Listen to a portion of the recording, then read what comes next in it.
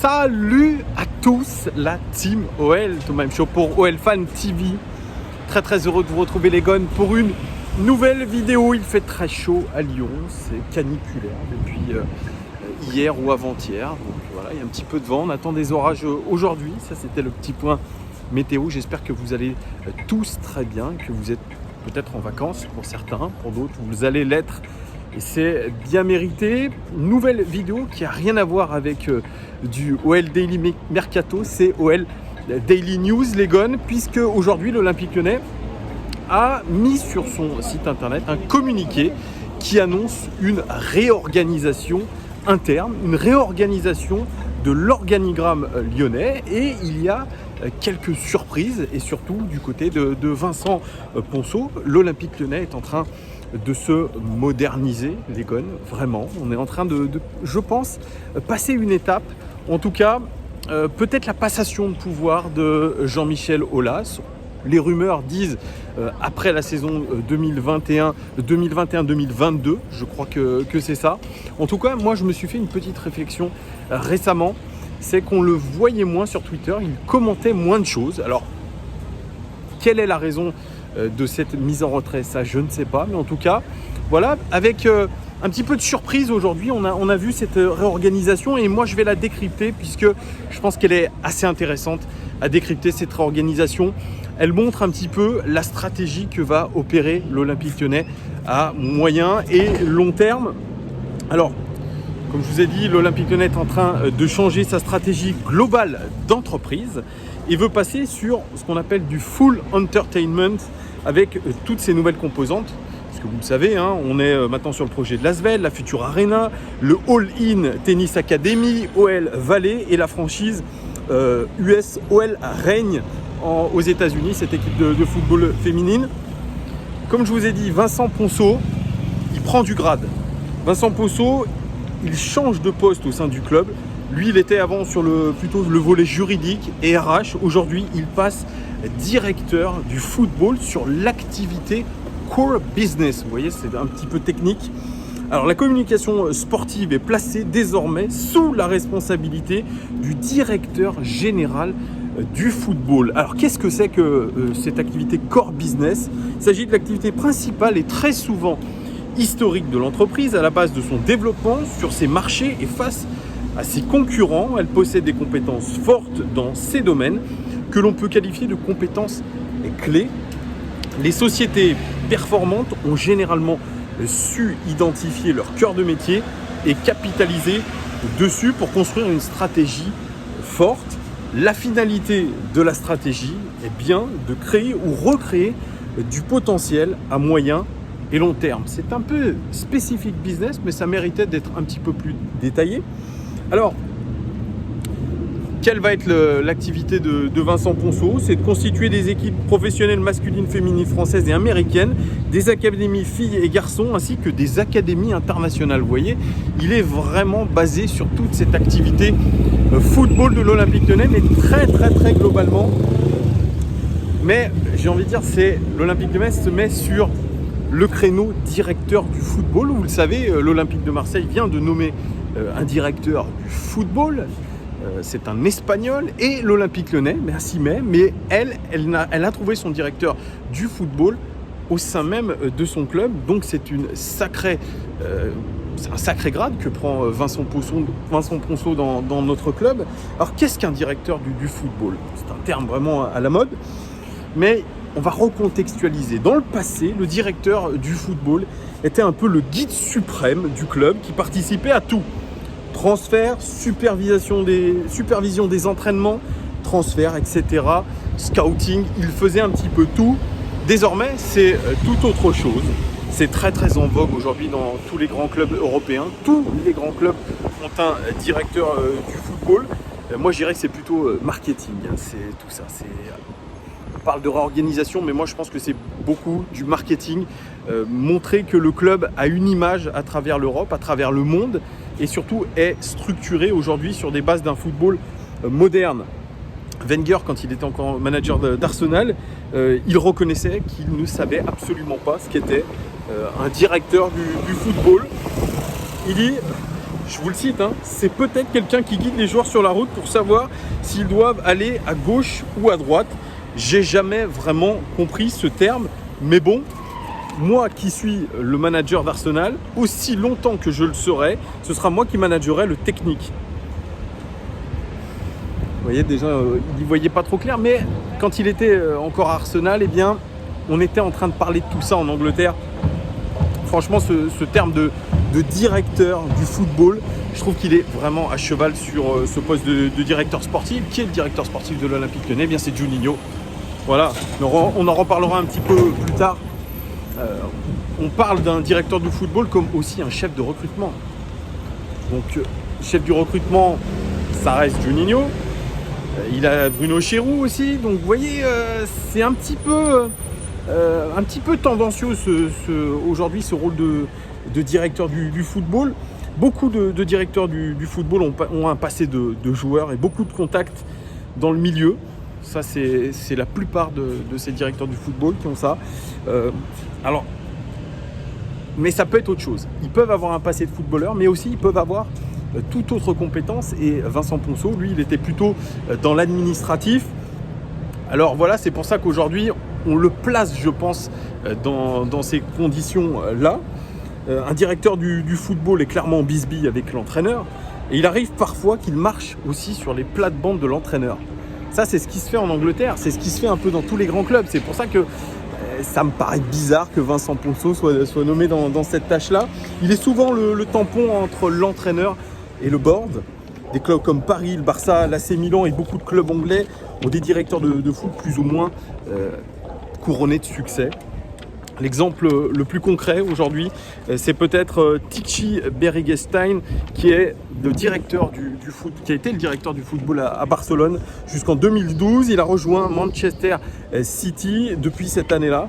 Au Barça, par exemple, c'est lui qui a permis de gros recrutements comme Dani Alves, comme Yaya Touré ou encore Eric Abidal à l'époque. À City, il est le responsable des arrivées de Gabriel Jesus et de Fernandinho notamment. Il disait en 2018, Tichy Berigestein, je ne sais pas si on dit comme ça, c'est un nom basque.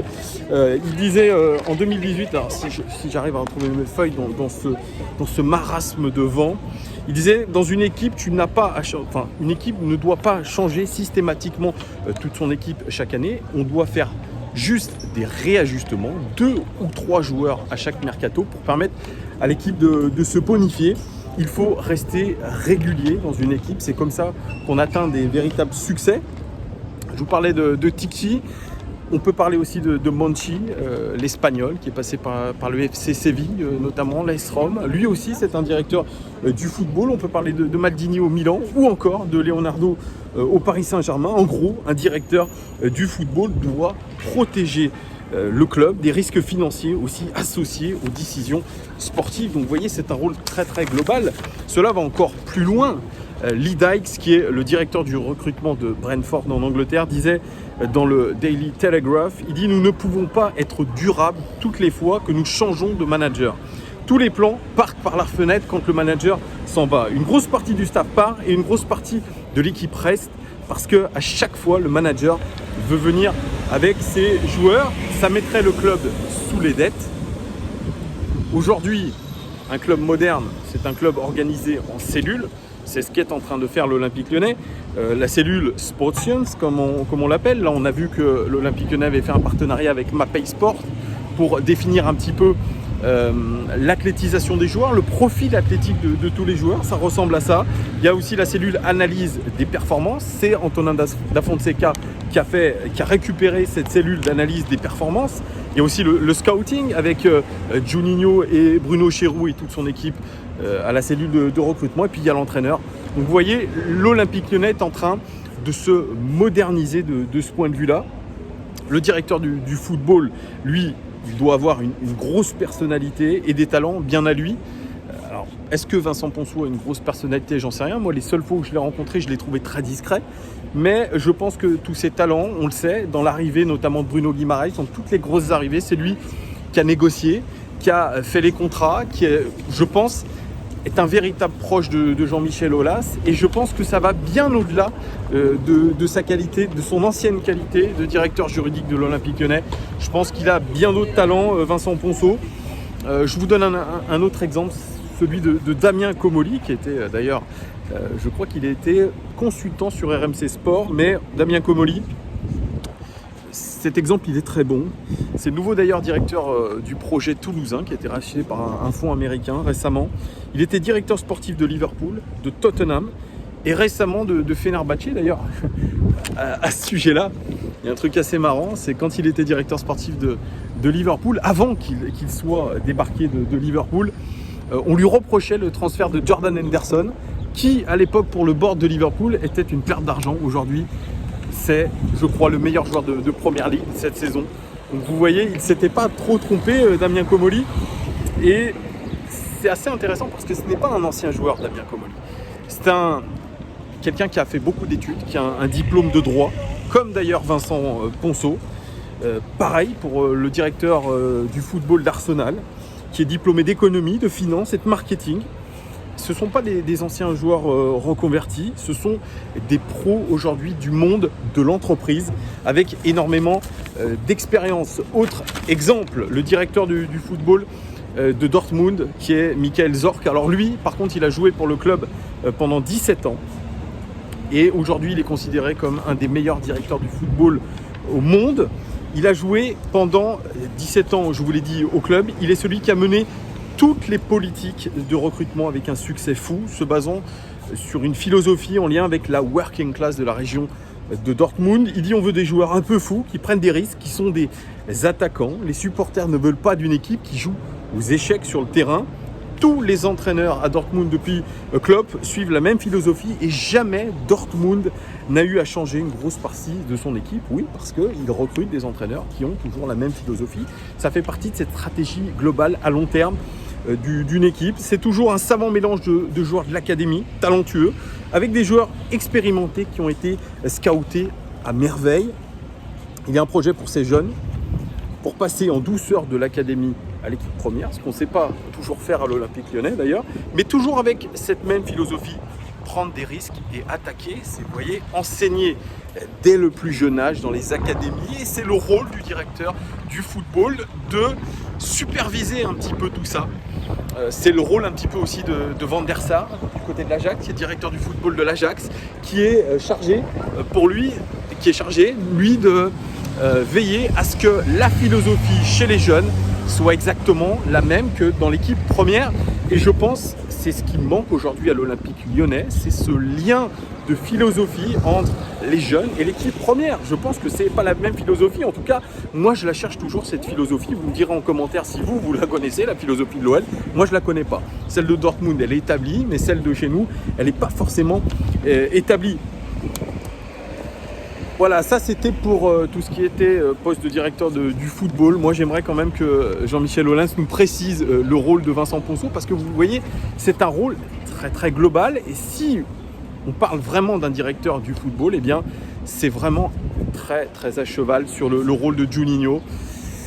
Est-ce qu'on ne prépare pas le fait que si Juninho ne réussisse pas cette saison, eh bien on aura déjà le remplaçant idoine de Juni. C'est en tout cas le responsable hiérarchique, le supérieur hiérarchique de Juninho, clairement, Vincent Ponceau, et je pense qu'il aura quelque chose à dire, je pense, en termes de recrutement. Donc vous voyez, attention, on est en train, peut-être à l'Olympique Lyonnais, d'anticiper beaucoup de choses, et je crois même que cette fin de saison, si elle n'est pas réussie, elle pourrait précipiter beaucoup de choses, et je pense que l'OL, en tant que grande entreprise, Jean-Michel Aulas en tant que grand chef d'entreprise, est en train d'anticiper, parce qu'il sent qu'en ce moment ça vacille, et que si nous ne sommes pas européens la saison prochaine, il va falloir enchaîner sur un projet beaucoup plus professionnel, beaucoup mieux structuré, et je pense que là ça fait partie un petit peu des choses qui vont être mises en place. Il n'y a pas que Vincent Ponceau, comme je vous ai dit, qui change de poste. On a recruté 2 autres personnes. Je commence par le premier, Sam Primo, nommé directeur marketing pour conduire la stratégie de la marque OL en France et à l'international. Ça, c'est quelque chose que je vous ai souvent dit, c'est que la marque OL n'est pas assez forte. J'en avais parlé à l'époque avec, je me souviens plus, bref, un célèbre directeur marketing, en tout cas quelqu'un qui a toujours été dans la communication, qui disait que l'identité de marque de l'Olympique Lyonnais n'était pas assez forte, et j'étais complètement d'accord avec lui. Il avait fait d'ailleurs un petit exposé là-dessus, et d'ailleurs le recrutement de Sam Primo, il est exactement orienté là-dessus. On a repéré aujourd'hui une faiblesse à l'Olympique Lyonnais, c'est celle-là, c'est je pense cette identité OL, identité de marque OL, assez faible. Donc Sam Primo, eh bien, il va être chargé, lui, de redorer un petit peu cette identité de marque, et il va le faire en France et à l'international. Alors c'est quelqu'un qui a un énorme CV. Je vais vous le donner, 5 ans en tant que project manager chez Ocad Sport, qui faisait l'organisation du tournoi ATP de Lyon à l'époque, le marathon de Lyon aussi, mais aussi les rencontres Peugeot Roland-Garros à travers 20 pays dans le monde. Il était chargé aussi de la diffusion de ces événements sur les différents médias. Il a été 6 ans chez Amaury Sport Organisation en tant que directeur du sponsoring, Marathon de Paris, le Dakar, l'Enduro du Touquet ou le Tour de France. Il a été 2 ans chez Lagardère en tant que vice-président business développement. Il a été 5 ans chez Aussi Sports en tant que directeur commercial et développement. C'est une agence d'événementiel sportif. 2 ans en tant que directeur développement du tournoi de Roland-Garros. Et dernièrement, pendant 2 ans, directeur de Octagon, agence mondiale de relations sponsor-athlètes dans tous les sports. Il était à l'époque présenté comme ça, fort d'un réseau et d'une expérience riche d'une 20aine d'années dans l'industrie du sport et de l'entertainment. Sam Primo sera le fer de lance de l'offre européenne d'Octagon en France. Sam va développer et diriger les équipes d'Octagon Marketing en France, avec pour principale ambition la création de partenariats, campagnes, contenus et expériences qui toucheront en plein cœur les publics auxquels ils seront destinés. Lui, il disait à l'époque, lors de son recrutement, l'organisation au cours des 10 prochaines années d'événements mondiaux majeurs en France, la récurrence des références planétaires comme le Tour de France ou Roland-Garros, et le développement international de clubs comme le Paris Saint-Germain, l'Olympique Lyonnais, qui citait déjà à l'époque, ou l'Olympique de Marseille, rendent cette période très excitante. Vous voyez, donc on a recruté un pro, quelqu'un qui a un énorme réseau, quelqu'un qui est sûrement polyglotte, quelqu'un qui est vraiment, je pense, a tout le bagage nécessaire aujourd'hui pour faire décoller l'image de marque de l'OL. En tout cas, il a un sacré challenge devant lui. C'est pour moi une belle opportunité qu'il a saisie. C'est sûrement par réseau, par cooptation, comme tout se fait aujourd'hui dans le milieu de l'entreprise. Voilà, donc ça c'est une nomination majeure. Et puis, assez surprenamment, il y a eu le recrutement de Florent Deligia, qui remplace Christophe Marchadier, qui a été récemment licencié. C'était l'ancien directeur de la communication de l'Olympique Lyonnais. Il a été pendant 1 an et demi. D'ailleurs, c'est à lui que j'avais envoyé ma demande d'interview de Jean-Michel Aulas, auquel sa secrétaire ou la personne qui bosse avec lui m'a répondu qu'il n'avait pas le temps de faire d'interview, Jean-Michel Aulas. Bref, voilà, c'était pour la petite histoire, mais Christophe Marchadier licencié, c'est Florent Deligia qui rejoint l'Olympique Lyonnais en tant que directeur de la communication corporate. Florent Deligia aura en charge de définir et piloter la stratégie de communication d'OL Group, d'établir la raison d'être et de mettre en avant les missions et les valeurs. Il interviendra plus particulièrement sur les sujets RSE de transition énergétique et d'employabilité. On a l'impression que c'est une offre d'emploi à laquelle on répond. Alors, qui est Florent Deligia ? Eh bien, c'est un ancien journaliste de Lyon Capitale et de Olympique et Lyonnais. Quelqu'un qui est passionné d'histoire, d'ailleurs, qui a coécrit des BD sur l'histoire de Lyon pendant la Seconde Guerre mondiale. C'est quelqu'un qui est passionné aussi de high-tech. Aussi, pour la petite histoire, il a été victime d'une remarque grossophobe de la part du candidat Gérard Collomb lors des dernières municipales. Vous voyez, donc c'est quelqu'un qui est très intégré dans le milieu journalistique lyonnais, qui est connu, qui hérisse le poil peut-être un petit peu, j'en sais rien. Mais bref, c'est quelqu'un d'assez connu dans ce milieu-là. Pour être très honnête, je ne le connais pas, mais c'est assez surprenant qu'on nomme un journaliste sur un poste aussi complexe. Moi, j'aurais plutôt vu un profil comme celui de Sam. Mais voilà, peut-être qu'on cherche quelqu'un de réseau, mais Voilà, moi ça me paraît très surprenant, voilà, qu'on nomme à la place de Christophe Marchadier quelqu'un comme Florent Deligia. Alors, vous savez, moi souvent je parle d'indépendance journalistique, qu'il n'y ait pas forcément de lien entre les journalistes et le club. On voit que si on recrute quelqu'un qui est de Lyon Capital c'est reconnu pour être un journal lyonnais qui a plutôt un esprit libre. Olympique et Lyonnais qui est une filiale un petit peu sportive et olympique lyonnaise, si je puis dire, de Lyon Capital. C'est un petit peu la même chose. Leur slogan, c'est le slogan de Tant qu'il y aura encore des guns, c'est Tant qu'il y aura des guns, pardon. Leur talk show, c'est 100% actualité, 0% langue de bois ou un truc comme ça. Donc vous voyez, ils revendiquent un petit peu cet esprit libre. Là, le fait qu'ils recrutent un ancien journaliste de Lyon Capital qui a participé à beaucoup d'émissions de Tant qu'il y aura des guns, ça me paraît un petit peu bizarre. Voilà, ça me paraît bizarre. C'est comme si l'Olympique Lyonnais aujourd'hui me recrutait pour être, je sais pas moi, chargé des relations publiques, responsable des relations publiques de l'Olympique Lyonnais, sachant que j'ai une chaîne YouTube et que j'ai dit la vérité sur ce que je pensais. Il y a des choses qui sont négatives, je l'ai dit. Voilà, ça me paraît bizarre. C'est pour ça qu'aujourd'hui, c'est un sacré jeu de dupes. Hein. C'est beaucoup de réseaux, vous voyez. C'est de la cooptation tout le temps. C'est pipé. Donc les gars, je veux bien que certains croient en leurs rêves. Quand on vous dit, il faut croire en ses rêves, blablabla.